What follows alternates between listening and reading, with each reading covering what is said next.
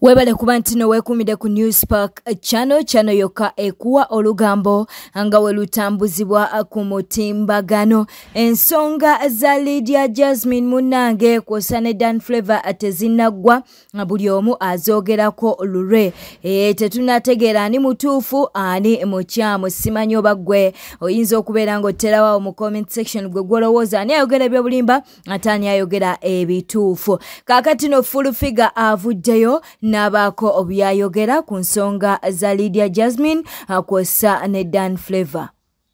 Omuntu gw'ayita omulalu wamuwota ssente omulalu wali omupangisako ennyumba zaaki ennyumba yali ekifuluko yali ey'embizi eyali simanye efaana bubi wali opangisa yaaki oba wali ogula yaaki ye kyekiraga nti wapangisa so mulekerawo okwogera okutatana amanya g'abannammwe n'okufunza abantu abamu kubanga batono mwe muli banene mwena n'ababalaba bangi nnyo. Please Lydia Jasmine at least sirika sitayejjusa omuzungu agamba nti sit back and listen you will n'okulaba olabe nolwekyo leave Dan's watudde ku mukutu n'omukunkumula bwoti naye n'atula ku mukutu naye nakunkumula ogenda kwewabira ki ekyokubiri byoyoga tebigatta omulalu wali omupangisako ennyumba gw'omanyi nti mulalu wali ogenda mu nnyumba erimu embizi wali ojagazaaki ebintu byogenda ebimu tebirundi wano mu ggwanga Uganda bawalamu abayimbi muli babi nnyo ate muli bazibu naye bakuba ensi tebamanyi mupuliteninga nze nnakulaba wano nga toyagala leema ne neebuuza kukyayisa leema kiki nga tewali nsonga kyoyagala leema so n'olwekyo please at least omuvubuka muveeko oba osirike tojja kumusiba tusirike wano mwakwata omuvubuka ne mumusindikiza omuvubuka gwe bayita akempaka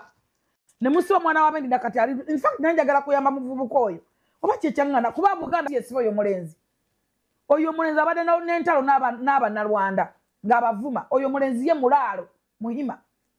ne basiba omwana ne muleeta wano kyakali waliwo kana akasajja kalina ebiguuna kana akalwala ennyindo akakatonya ne basiba omwana wa bendi nakati ali luzira tewali nafaayo temwaddamu nakumwogerako mwali bakyakali omu basibeko empaka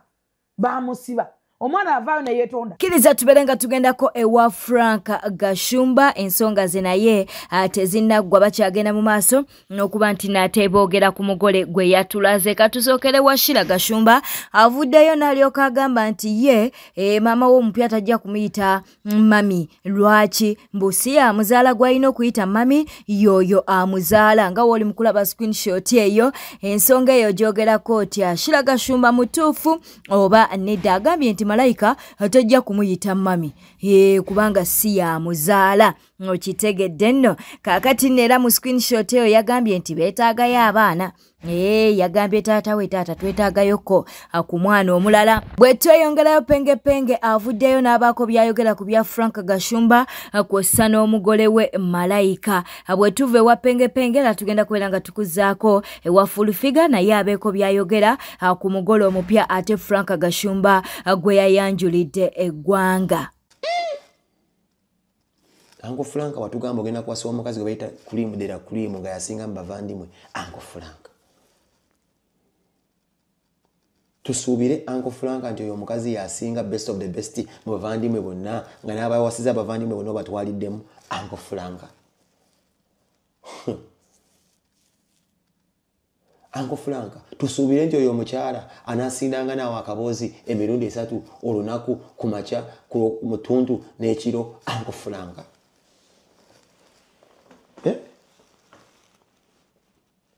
Bw'aba agaanye tusuubire nti nno onoomuzuukusa kuba ye gwe CEO wa company gye bayita Sisimuka Uncle Frank.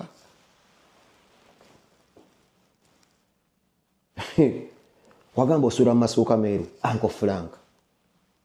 Tusuubire nti ono gw'ofunye taateekemu ebipaapi mu masuuka ago mu kaseera k'akasambattuko oba mu kaseera k'enswagiro Uncle Frank. Ankufuula tusuubire nti anagamba Shira nti komaweeka obudde buyise va mu bbaala Uncle Frank kuba yabeera saawa zino ye step mother mu maka ga Mr. Frank. Okategedde tusuubire omukyala ono gw'ofunye nti nno w'amagezi nnyo ajja kugamba va ku intaneti lekeraawo okuvuma omukulembeze w'abantu Bobi Wine kuba omukazi gwe yawasa naye muvandimwe munnaffe Uncle Frank.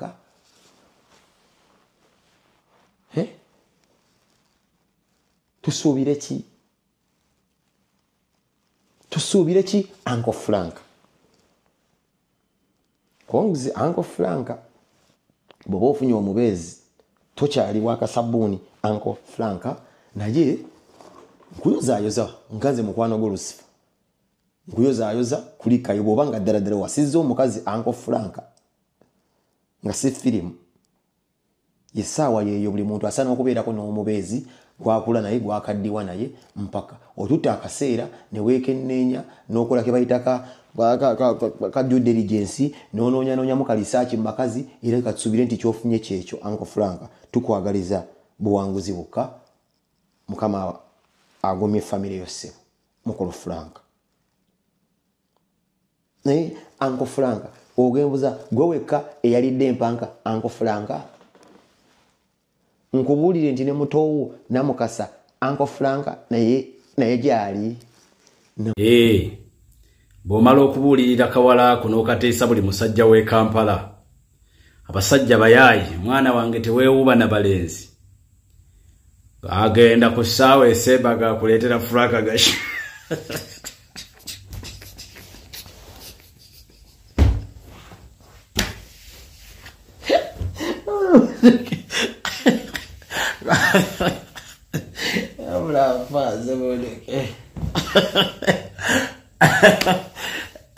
Nesimu bubi gobala eshegera bwana wange wekube abasajja soma bala okusoma mukabajja kuwa bisajja omulungi ngagenda kusokonkolerayo retired soldier yazikubako ebbama yazikube Bama yazikube Vietnam yazikube mu Afghanistan nazikuba mu Japan mu Germany mu Sebatale yasooka nazidamu wokubiri nagenda azitwala wane Congo za kubya aba M23 nazitwala South Sudan wali chistako zojizimanyi agati mama tata kojja segedde ziriyemba kubiddewo liyeryo yes kiriza tuberenga ate tugendako ewa Eddie Mezaya Inzenga Eddie Mezaya Danny Flavor yammatiza era ammatiza okuviira ddala ku bigambo bye byasooka nakati byayogera bijja bikwatagana era nga biragira ddala amazima era Danny Flavor yayongera n'ankakasa nti ali ku mazima bwe yalaga ebiwandiiko nga receipts zisoma rent tekuliiko kigambo kyonna ekisoma nti kuguza ate Lydia Jasmine ye yalemererwa ddala okummatiza era ebigambo bye byonna mbirabanga bya bulimba era Lydia Jasmine muzudde nga oba namuzuula ng'apanga bupanzi ebigambo okusobola okumatiza general public era Lydia Jasmine n'endabira ddala ng'alina omutima omubi gwalaga eri Danny Flavor naddala bwe yamuyita omulalu naddala bwe yamuwaayiriza nti Danny Flavor asula n'embizzi mu nju kiriza obagaana teri muntu yenna asobola kusula na mbizzi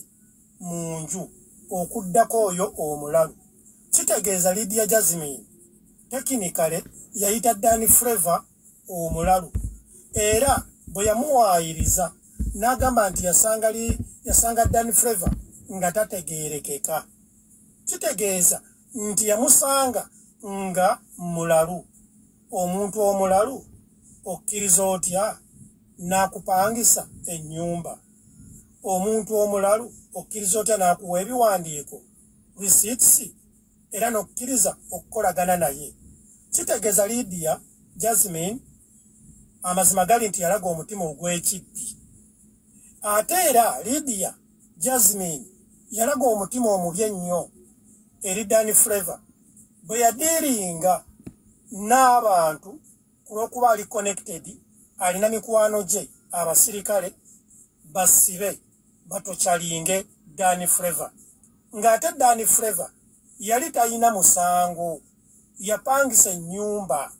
ng'agipangisa muyimbi munne. Bannayuganda mwenna abali eyo, ffenna tumanyi waliwo ekintu kye bayita saburenti, naddala ku nnyumba oba ku ttaka. Omuntu ajja n'atuukirira landiroodi nga Dani Flavour bwe yatuukira landiroodi w'ennyumba eyo nannyiniyo, ate ye n'abala nti ate nze lwe ngisaburentinga nfuna kendyako. Era abantu bangi bali mu bizinensi bwe zityo. Mu Kampala bangi bapangisa za arcade oba amaduuka ne bagasaburentinga bannaabwe abalala. Oba abantu bangi nnyo bapangisiza amayumba ne bagateekamu zi woteeri, ne bagateekamu zi restaurants, amabaala oba ebisulo. Oba okitegeera nti abantu abayise abava Bulaaya wa bapangisa ennyumba eyo kubanga bo basulamu mwezi gumu, myezi ebiri, wiiki, ate nga basasula kinene. Kitegeeza Lydia Jasmine yalaga omutima omubi bwe yakukuta n'ayita mu landiroodi we n'atuukirira nannyini nnyumba. Landiroodi wa Lydia Jasmine kkiriza oba gaana ye Dani Flavour wadde nga si ye nannyini nnyumba. Kati Lydia Jasmine yalaga omutima omubi. Ekirala, Lydia Jasmine alina akamanyiiro mu ngeri y'ebigambo gye yabyogeramu oba gy'abyogeramu. Alaga nti yeemanyi, yeeyita wa kitalo. Tosobola kukeera ku makya n'ogamba munno nti oke kaakati ngenda kumuviirayo, gwe ngaani. Era Lydia Jasmine njagala nkutegeeza ebigambo bino, si gwe asoose okuyimba mu Uganda. Tokangakanga bantu. Lydia Jasmine tolina kyoli mu Uganda. Bw'obeera nga waliwo ensonga ezisobye toteekamu kukangakanga.